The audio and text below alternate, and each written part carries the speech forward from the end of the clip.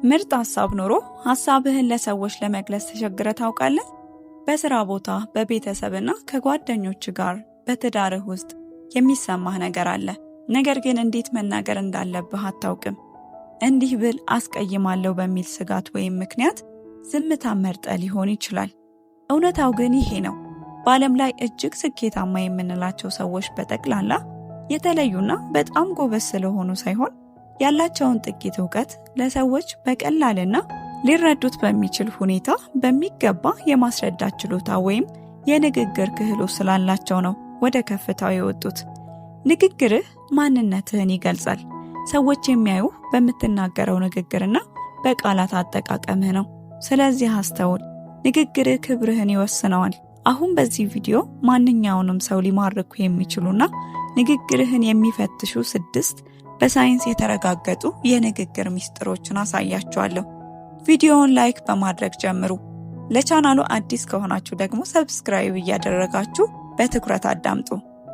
ዋናውና የመጀመሪያው የንግግር ሚስጥር የዝምታ ኃይል ነው። ብዙዎቻችን ንግግር ላይ መፍጠንና ቀልጣፋ መሆን አክብሮትን የሚያሰጠን ይመስለናል። ነገር ግን ነገሩ በተቃራኒው ነው። ንግግር ላይ መፍጠን ያሰብናቸውን ሐሳቦች እንዳንናገርና በንግግራችን ስህተት እንድንሰራ ሊያደርገን ይችላል። ስለዚህ ንግግር በምታደርግ ወቅት በየመሃሉ ለ3 ሰከንድ ያህል ዝም ማለትን ተለማመድ።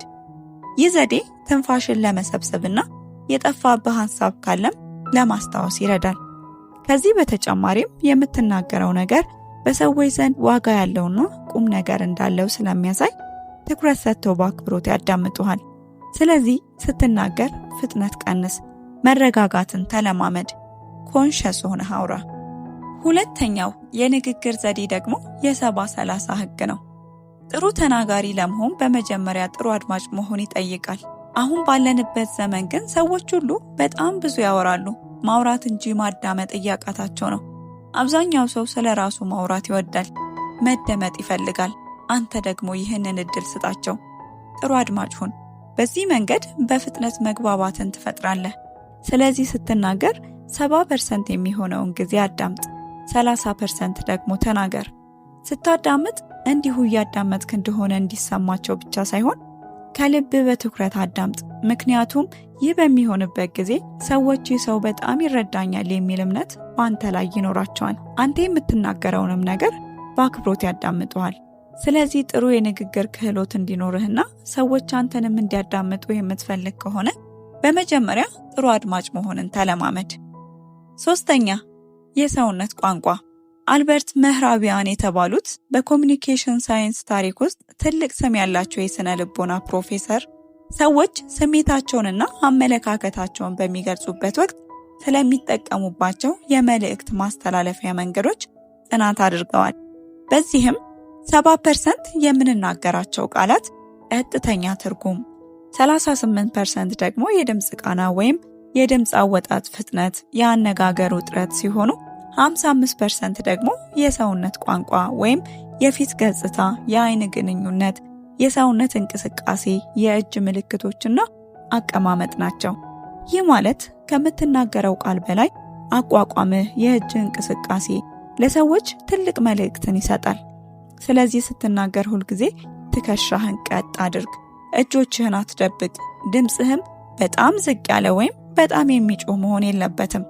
ረጋና ዘና ብለህ ተናገር። በዚህ ጊዜ ሰዎች የምትናገረውን እንደምታውቅና በራስህ እንደምትተማመን አይተው ያከብሩሃል። 4ኛው የአይን ግንኙነት። በንግግር ወቅት ትልቁ ሚና የሚጫወተው አይናችን ነው።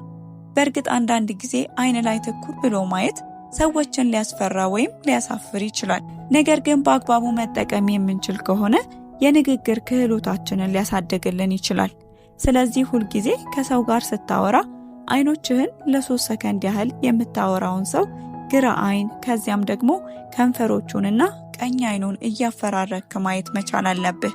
በዚህም የሚያዳምጥ ሰው ሁሉንም ነገርህን በትኩረት እንዲከታተል ያደርገዋል። ነገር ግን በፍጹም በምታወራ ሰዓት አይኖችህን ወደ መሬት እንዳታደርግ። ይህ ለሰዎች አትስሙኝ፣ የማወራውን አላቅም የሚል መልእክትን ስለሚሰጥ እንዲንቁህ ያደርጋቸዋል። 5ኛ በግልጽና በአጭሩ መናገር። ረጅም ንግግር አሰልቺ ነው። ትልቁ የንግግር ጥበብ ያለው ሐሳብን በተመረጡ ጥቂት ቃላት መግለጽ ላይ ነው።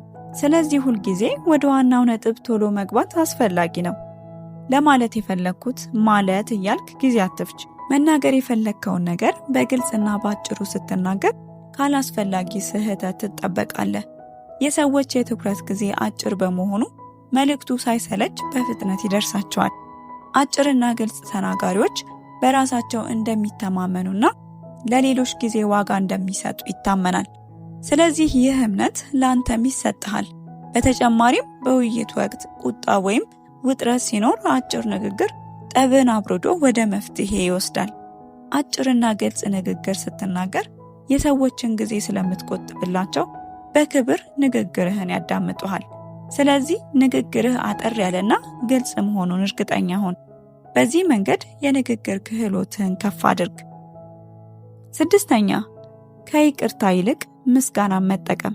አብዛኞቻችን በንግግራችን ይቅርታ ማለትን እናበዛለን። ነገር ግን ይህ ድርጊት ስህተታችንን ለሰዎች አጉልቶ ያሳያል።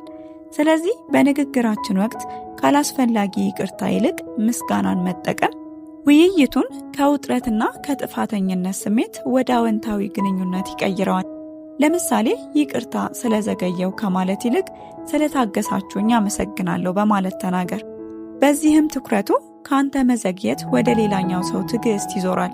ይቅርታ ስትል ትኩረቱ የፈጸምከው ስህተት ላይ ይሆናል። ስታመሰግን ግን ትኩረቱ የሌላኛው ሰው በጎነትና መልካም ባህሪ ላይ ያተኩራል። ሰዎችን ስታመሰግን የሰሩትን በጎ ነገር ማስተዋልህን ስለሚያሳይ እርካታንና ደስታን ይፈጥርላቸዋል። ለጥቃቅን ነገሮች ይቅርታ መጠየቅ ግን በሰዎች ዘንድ ያሳንስሃል። ስታመሰግኑ ግን ክብራችሁንና በራስ መተማመናችሁን በሰዎች ዘንድ ከፍ ያደርገዋል። ንግግርህን ማሳመር ማለት ማንነትህን ማሳመር ማለት ነው። እነዚህን 6 ዘዴዎች በተግባር ስታውላቸው ሰዎች ለአንተ ያላቸው ክብር ሲጨምር ትታዘባለህ። ነገር ግን አንድ እውነት እንነጋገር። የንግግር ጥበብን ሁሉ ብታውቅና ቃላትን እንዴት እንደምትሰድር ብትረዳም መናገር በምትፈልግበት ሰዓት ልብህ የሚመታ እጆችህ የሚንቀጠቀጡ ከሆነና ሰዎች ምን ይሉኛል የሚል ፍርሃት እንዳትናገር የሚያደርግ ከሆነ እነዚህን ነጥቦች ልትጠቀምባቸው አትችልም። የንግግርን ጥበብ የሚገድለው ትልቁ ጠላት ፍርሃት ነው። እነዚህ ስህተቶች በስነ ልቦናው ዓለም ሶሻል አንዛይቲ ወይም ማህበራዊ ስጋት ወይም ጭንቀት ተብለው ይታወቃሉ። አይምሮአችን ሁኔታውን እንደ አደጋ ስለሚቆጥረው ሰውነታችን አድሬናሊን የተባለውን ሆርሞን ሲያመነጭ የሚፈጠር ተፈጥሯዊ ምላሽ ነው። ታዲያ ይህንን ስሜት ለማጥፋት የልብ ምት ሲጨምር አየርን በአፍንጫ በኩል ለ4 ሰከንድ ወደ ውስጥ መሳብና አየር መያዝ ከዚያም በረጅሙ በአፍ ማስወጣት፣ ይህ የነርቭ ስርዓትን ያረጋጋል። እጅ ወይም ድምፅ ሲንቀጠቀጥ ደግሞ አትንቀጥቀጥ ብሎ አይምሮ ላይ ውጥረት ከመፍጠር ይልቅ እግርን መሬት ላይ ጠበቅ አድርጎ መሬት መንካትን ማሰብና ሰውነትን ዘና ማድረግ። ሰዎች እኛን ከምናስበው በላይ በትኩረት አይከታተሉንም። ሁሉም ሰው በራሱ ሐሳብና ስጋት የተጠመደ ነው። በመሆኑም የእኛን ትንሽ መንቀጥቀጥ ወይም ስህተት አያስተውሉም። ስህተት ምንናገር እንኳን ምንም መጥፎ ነገር አይከሰትም፣ ፍጹም መሆን አይጠበቅብኝም የሚሉ አዎንታዊ እውነታዎችን በጭንቅላታችን ውስጥ መደጋገም ይጠቅማል። የራሳችንን ስሜት በሙሉ የልብ ምት መንቀሳቀሳችን ላይ ወይም ራሳችን ላይ ሲሆን ፍርሃት የበለጠ ይጨምራል። ስለዚህ ትኩረትን ሙሉ በሙሉ ወደምናወራው ርዕስና ወደሚያዳምጠን ሰው ማዞር አለብን። በአጠቃላይ እስካሁን ያወራናቸው ነጥቦች የመናገር ክህሎታችሁን የመደመጥና ተቀባይነት የማግኘታችሁን መጠን የሚጨምሩ ናቸው። ስለዚህ በተግባር በመዋል እንድትጠቀሙበት ጋበዝኳችሁ። ውድ ቤተሰቦቼ ቪዲዮ እንደጠቀማችሁ አልጠራጠርም። ቪዲዮውን ላይክ እና ሼር በማድረግ ለሌሎች እንዲደርስ አድርጉ። በቀጣይ ሌላ ጠቃሚ ቪዲዮ እንዲደርሳችሁ ደግሞ ሰብስክራይብ ማድረግ አትዘንጉ። እስከ መጨረሻው ስላዳመጣችሁኝ ከልብ አመሰግናለሁ። በሌላ ጊዜ በሌላ ቪዲዮ እስክንገናኝ በቸር ቆዩ።